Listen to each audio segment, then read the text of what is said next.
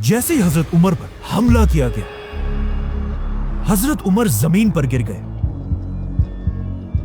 اور ان پر حملہ کرنے والا فیروز مسجد سے بھاگنے لگا، لیکن جیسے ہی مسلمانوں نے اسے پکڑ لیا، فیروز نے اسی خنجر سے اپنا گلا کاٹ دیا، جس کے بعد مسلمان حضرت عمر کو اٹھا کر ان کے گھر لے کر آئے، لیکن گھر پہنچتے ہی جب انہیں کھجور کا پانی اور دودھ پلایا گیا تو وہ ان کے معدے میں جانے کے بجائے ان کے زخموں سے باہر آنے لگا۔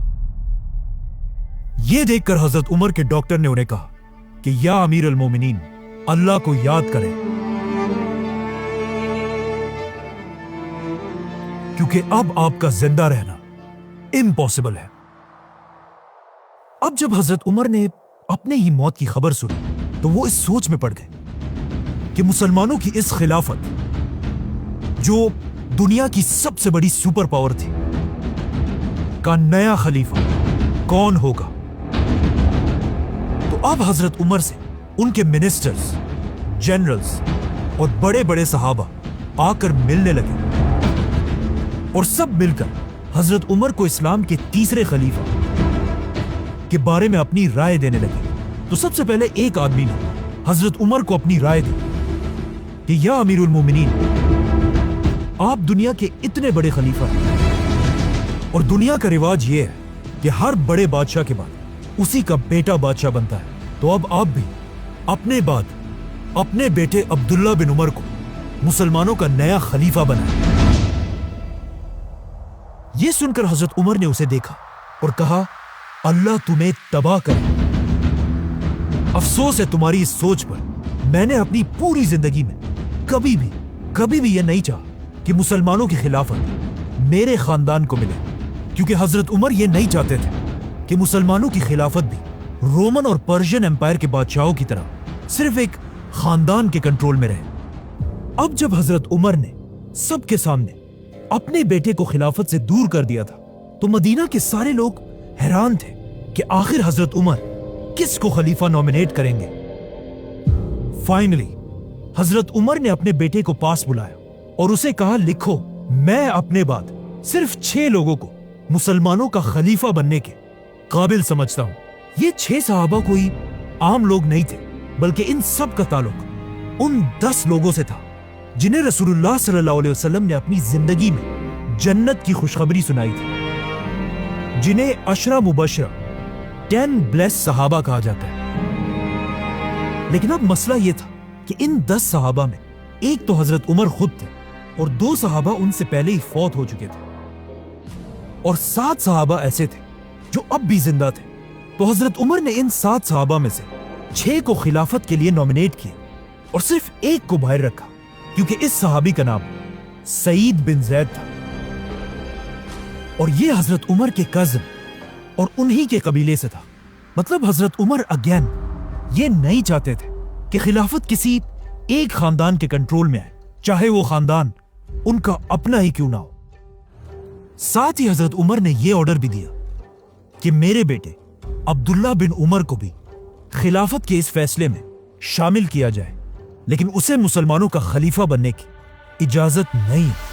حضرت عمر نے وفات سے پہلے مسلمانوں کو کلیئر آرڈرز دیے تھے کہ مجھے دفنانے کے فوراً بعد ان 6 صحابہ کو مدینہ کے ایک گھر میں بند کر دیا جائے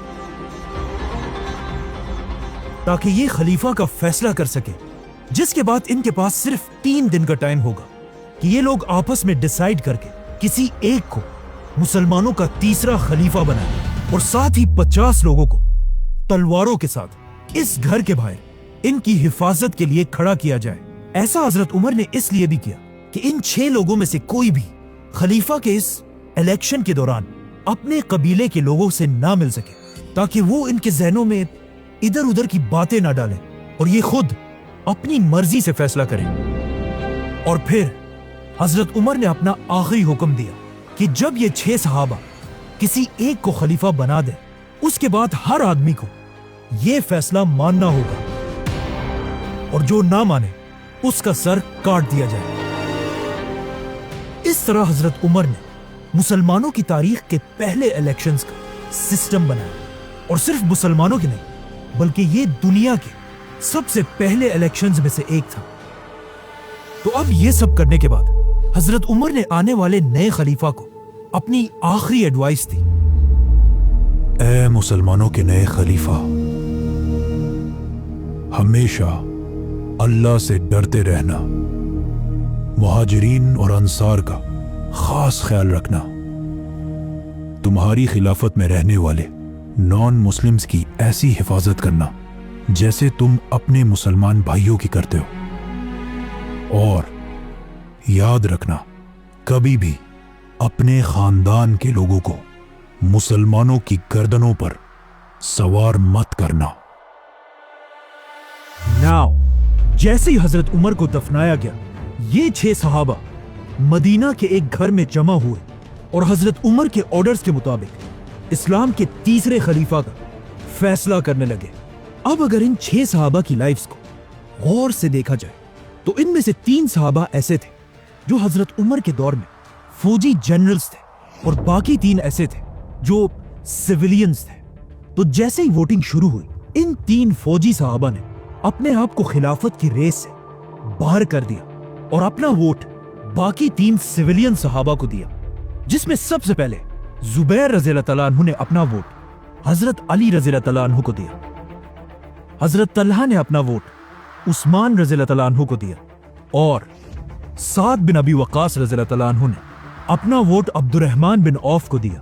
तो अब खिलाफत के लिए सिर्फ 3 नाम बाकी रहे, अब्दुर्रहमान, उस्मान और अली रज़ियल्लाहु तआला अन्हु। ये देखकर अब्दुर्रहमान बिन औफ ने कहा कि देखो, मैं भी मुसलमानों की इस एम्पायर का खलीफा नहीं बनना चाहता। जिसके बाद ऑफ कोर्स खिलाफत के लिए सिर्फ 2 नाम बाकी रहे, उस्मान और अली।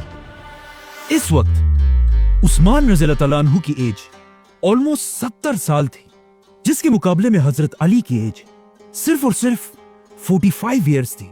मतलब हजरत उस्मान हजरत अली से तकरीबन 25 साल बड़े थे। और इन दोनों में मुसलमानों का खलीफा कौन होगा, यह फैसला हजरत अब्दुर्रहमान बिन औफ ने करना था, क्योंकि उन्होंने अभी तक अपना वोट किसी को नहीं दिया था। अब जब मुसलमानों का नया खलीफा चूज करने की सारी ताकत अब्दुर्रहमान बिन औफ के हाथ में थी, जो एक बहुत बड़ी जिम्मेदारी थी। तो अब इसका फैसला करने से पहले अब्दुर्रहमान बिन औफ रज़ियल्लाहु तआला अन्हु मदीना के बड़े बड़े सहाबा के पास गए और उनसे उनकी राय पूछी, जिसके बाद वो मुसलमानों की फौज के कमांडर्स के पास गए, उनकी भी राय ली और खलीफा के इस डिसीजन में अब्दुर्रहमान बिन औफ ने मदीना के औरतों से भी मशवरा किया। इसी तरह अब्दुर्रहमान बिन औफ मदीना के यूथ और इवन गुलामों के पास भी गए कि इस्लाम का नया खलीफा किसको होना चाहिए। तो अब इन सब लोगों से मिलने के बाद अब्दुर्रहमान बिन औफ को यह बात कंफर्म हो चुकी थी कि पूरे अरब में हजरत उस्मान और अली रज़ियल्लाहु तआला अन्हु से ज्यादा कोई भी खिलाफत का हकदार नहीं है। लेकिन इन सब लोगों से बात करने के बाद अब्दुर्रहमान बिन औफ ने नोट किया कि अरब की आवाम में हजरत उस्मान की पॉपुलैरिटी हजरत अली से थोड़ी सी ज्यादा है। और ऐसा इसलिए था क्योंकि हजरत उस्मान एक सहाबी होने के साथ साथ इस खिलाफत के सबसे अमीर आदमी भी थे और मुसलमानों की इस पूरी खिलाफत में अपनी जेनरोसिटी और सखावत की वजह से मशहूर थे, जिसकी वजह से अरब के आम लोग हजरत उस्मान को बहुत पसंद किया करते थे। इसके अलावा एक पॉइंट यह भी था कि अब तक हजरत उमर अपने 10 साल की खिलाफत में एक बहुत ही सख्त खलीफा थे और उन्होंने अपने 10 सालों में बहुत ही स्ट्रिक्ट रूल्स बनाए थे। लेकिन हजरत उस्मान के बारे में यह मशहूर था कि यह हजरत उमर से बिल्कुल ऑपोजिट एक बहुत ही नरम दिल इंसान है। और हजरत अली के बारे में सबको पता था कि वो भी हजरत उमर की तरह एक सख्त खलीफा बनेगा। यह देखकर हजरत अब्दुर्रहमान बिन औफ उस्मान रज़ियल्लाहु तआला अन्हु के पास गए और उनसे पूछा कि तुम्हारा क्या ख्याल है, अगर तुम मेरी जगह होते तो किसको खलीफा बनाते। जिस पर हजरत उस्मान ने कहा कि मैं अली रज़ियल्लाहु तआला अन्हु को मुसलमानों का खलीफा बनाता। इसी तरह हजरत अब्दुर्रहमान अली रज़ियल्लाहु तआला अन्हु के पास भी गए और उनसे भी यही बात पूछी। तो हजरत अली ने भी कहा, मैं मुसलमानों का खलीफा उस्मान को बनाता।